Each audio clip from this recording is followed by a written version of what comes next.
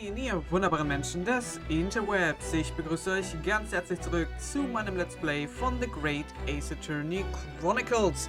Es geht weiter. Wir wollten uns einmal bei der Forensik umgucken und hoffen, dass wir einiges aus Dr. Seifs Tochter herausbekommen können. Irgendwie sieht das jetzt noch creepy aus als das letzte Mal mit den ganzen Puppen hier. Okay. This place really is creepy, isn't it? Well, being a dead room, it's probably full of the spirits of the dissected. But actually, there's a rather pleasing scent of roses in the air. Well, being a dead room, the coroner probably needs a bold scent like that to mask the odor of death. Iris, do you think we could change the subject?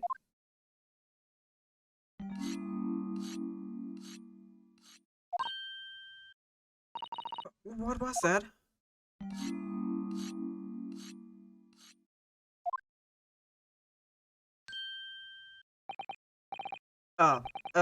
Dr. Gorey.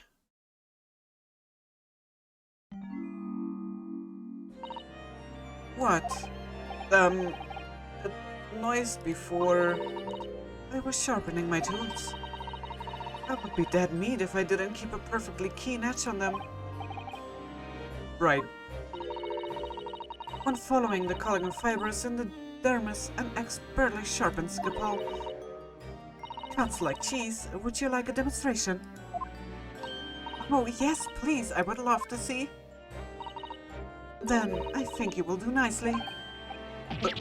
No, I wouldn't do nicely at all. I mean, maybe some other time. Was that a tut? Well, we came here to ask questions, so...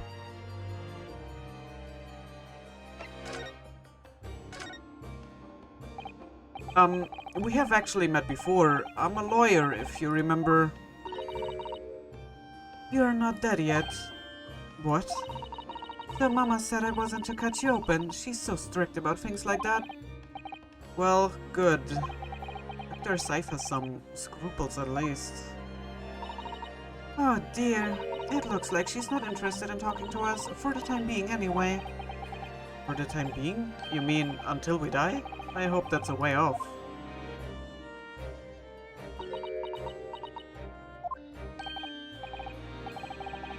Sorry, but I wasn't planning on dying anytime soon. Only there's some less drastic way of making her listen. Ja, ich meine, wir können ihr den Autopsiebericht zeigen, um den es geht. Achso, halt, Moment, das muss ich erst wieder hier raus. Und dann Present und der Autopsiebericht. Dr. Gorey, we actually came here to ask you about this. He was very good. Good, sorry? His skin didn't slack my blade once, and very little mess. His joints dislocated easily, and his muscle tissue was a pleasure to work with. Boah, Alter. Warte mal, das Game ist ab 12, ne? Und wie viel mehr die... Ich hoffe, wir gehen jetzt nicht mehr... Ja, okay. We can skip those details. But there is one thing about the report that's caught my attention. You don't seem to have recorded a time of death.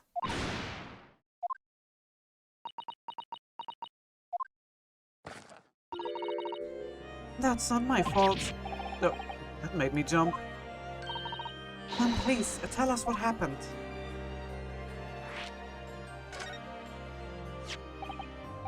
So, why doesn't this autopsy report include the victim's time of death then? It's really the most crucial detail. I was told not to write it. What? By whom? Mayor Stronghart, the Lord Chief Justice. He came here. What? Stronghart came? He said that from the witness statements about the gunshot and the other evidence, it was obvious. The man clearly died at 5 p.m. on 1st November when the gunshot was heard. But that's not the time of death you wrote on the report. You didn't write anything. Was there some reason you didn't include it? Dr. Gorey, if you're hiding something under Lord Strongheart's instructions, then sooner or later you're going to go the same way as your mother. Give it here, then. What's she scribbling so furiously? There. You've written... What's she written? Tell us! Indeterminate.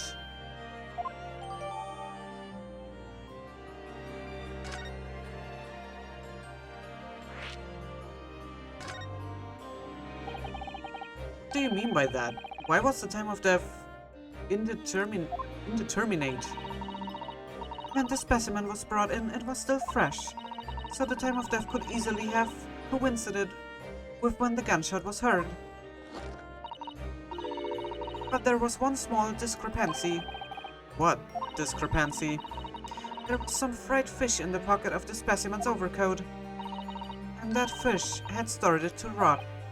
What? If the victim liked fried fish, he presumably liked to eat it before it went off. Well, yes. What are you really trying to say? It's possible that someone tried to manipulate the apparent time of death. Manipulate the... Is that even possible to do? Theoretically, if you were to chill the body in ice, you could delay the onset of putrefaction. And if the overcoat wasn't on the body at the time, then only the fish would have started to rot. With today's science, it's not yet possible to determine if the body was chilled or not. Today's science is advanced enough to let you freeze a corpse, it seems. But surely, to chill a corpse like that would require an enormous electrical refrigerator, and I don't imagine many households in London are equipped with such a device.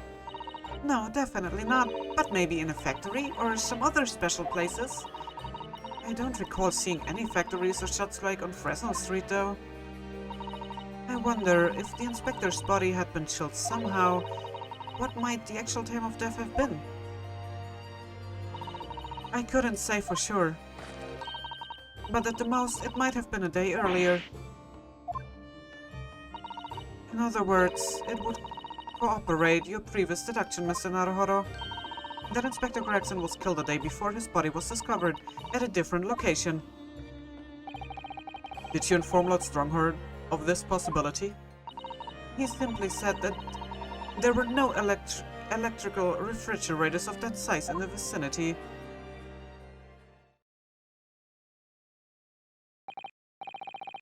Oh yes, one other thing. It's something the governor of Barclay Prison told us. He said that your mother, Dr. Scythe, was responsible for confirming the death of the professor after his execution. The professor? Apparently you always enjoyed listening to your mother's stories about her work, so we were wondering if you might know something about what happened 10 years ago.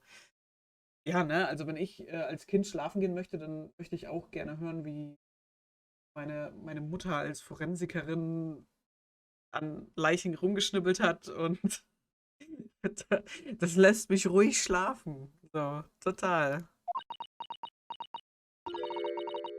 That's not all Mama did. Sorry? My mama carried out the autopsy of Clint von Zieks as well. What? Really? The brother of Lord von Zieks, the professor's final victim. The idea of carrying out an autopsy on a member of the aristocracy was completely unthinkable back then. But the detective in charge of the investigation insisted, and it was miraculously authorized.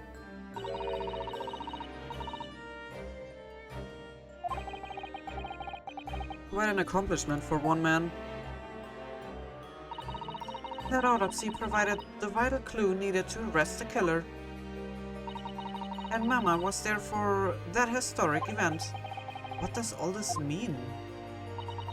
You know, that amazing autopsy happened right here in this very room. The professor and Clint von Zieks. They both spent their final moments before their burial on that dissection table there.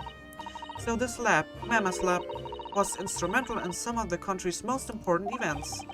She really is proud of her mother. I wonder if you will tell us more about exactly what happened back then, Dr. Gorey.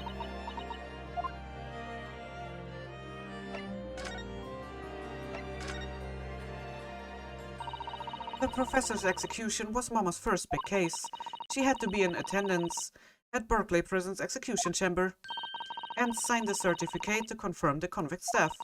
Mama is the best coroner in the world, you know. I was so proud of her. But the execution didn't actually take place. No, and worse still, Mama actually helped with the jailbreak. I didn't want to know. Oh dear, you found out recently, you mean? I believed in her, in Mama, but now I wonder if I'm starting down the same path as her. You mean because you omitted the time of death in this autopsy report? But that's because Lord Stronghold forbade you from including it. Just like Mama, I'm sure she was cursed. Ich will nicht cursed lesen, weil das ist ein anderes Wort. By somebody too. Yes, that's my feeling as well. There's no doubt that there were powerful forces at play 10 years ago. The execution couldn't have been staged without a lot of people at the prison knowing about it. Obviously, the prison governor must have been in on it as well. The big man with the little handcuffs, according to what he told us, he was tricked by the chief warder. He says he knew nothing about it. Of course he said that. I would say the same thing. Just who was behind the jailbreak all those years ago?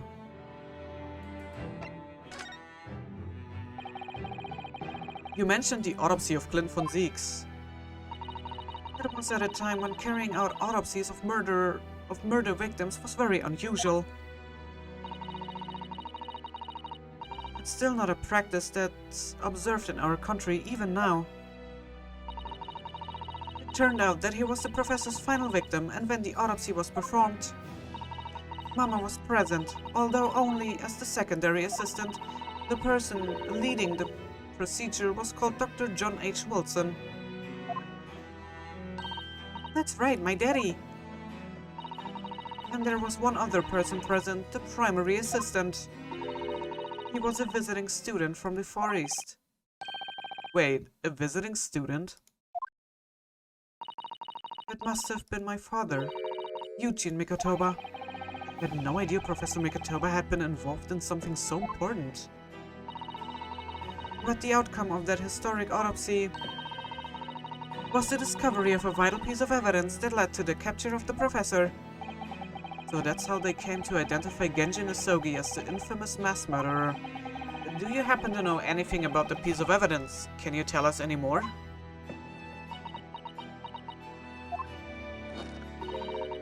Would you like to see the records for yourself? Wait, would that be alright? What's the point of keeping records if people can't look at them? They are filled under V at the back of those cupboards with the other records from the last decade. Thank you. Let's see, Von Zieks. That's strange.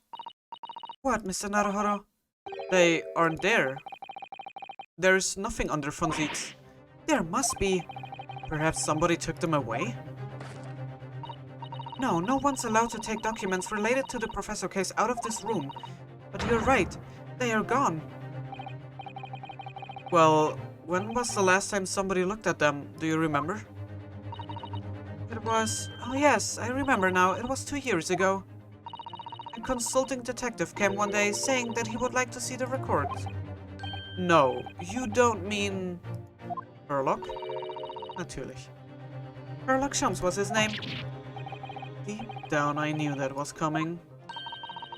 Do you think he stole the records? Oh no, surely not. Iris, that can't be right, can it?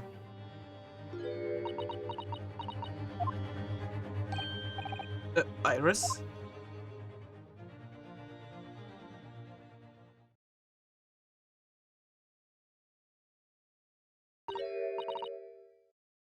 Bruno? I hope you don't mind, but... What is it, Iris? I've just remembered something very important I have to do. I'm going to have to leave you now. This is very sudden, Iris. Well, we will come with you then. Oh, no, there is no need. You and Bruno can take your time here. Bye for now then, good luck. Wait a minute, little girl. Me? I remember now. You've been here before, haven't you? Have you, Iris? Yes, 2 years ago, when that detective came. You were with him, weren't you? You were a living specimen then, too. That's the way it usually works, yes. Oh, was I? I really don't remember. Anyway, sorry, but I must dash.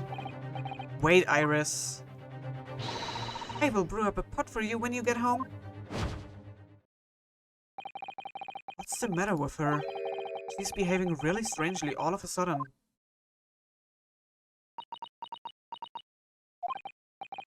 Well, in that case, we won't keep you any longer either. It's been quite a while since I had any visitors. This was really fun. But next time you come, I would prefer it if you were ready for this section. I can't make any promises, sorry. It's a bit strange that the records of Clint von Sieg's autopsy have disappeared, but I think we've asked all we came to ask now. Okay, ich gehe jetzt mal stark davon aus, dass Iris wusste, dass Sholmes die Papiere hat mitgehen lassen. Oder dass der irgendwas eingesteckt hat. Vielleicht nicht unbedingt, was genau er mitgenommen hat, aber ich kann mir gut vorstellen, dass sie gesehen hat, wie er die Papiere eingesteckt hat oder so. Und deswegen sich jetzt so komisch benimmt. Und ja, also ich habe das ja schon öfters angesprochen, ne? Aber unser Herr Sholmes ist sehr, sehr zwielichtig manchmal. Also er muss mehr wissen und er muss auch irgendwas über diesen Fall von vor 10 Jahren wissen. Weil er ja so hart versucht, dass da nicht die Wahrheit ans Licht kommt. Er versucht jetzt so extrem alles mit zu vertuschen und dass man sich damit nicht mehr auseinandersetzt und beschäftigt. Versucht schon teilweise, ja, uns zu behindern mit den Ermittlungen. So kommt es mir zumindest vor. Das heißt, er weiß wahrscheinlich die ganze Wahrheit. Oder das meiste zumindest. Und ich bin mal gespannt, ob er uns da mehr zu erzählen hat. Ich bin mir jetzt nicht ganz sicher, wo wir als nächstes hin sollen. Also wir können versuchen, zu Sholmes zu gehen. Und ansonsten wäre die einzige andere Möglichkeit, die wir hätten, ja, Fresno Street, also nochmal zum Tatort zu gehen. Ansonsten haben wir keine andere Möglichkeit. Aber ich würde sagen, wir versuchen einmal unser Glück bei Sholmes zu Hause, gucken, ob wir mit ihm reden können oder ob Iris da vielleicht aufgetaucht ist. Und wenn nicht, gehen wir in die Fresno Street. Aber das werden wir im nächsten Part erledigen. Ich bedanke mich ganz herzlich fürs Zusehen. Hoffe, ihr hattet Spaß. Und wenn ihr mögt, sehen wir uns sehr, sehr gerne im nächsten Part wieder. Bis dahin. Ciao.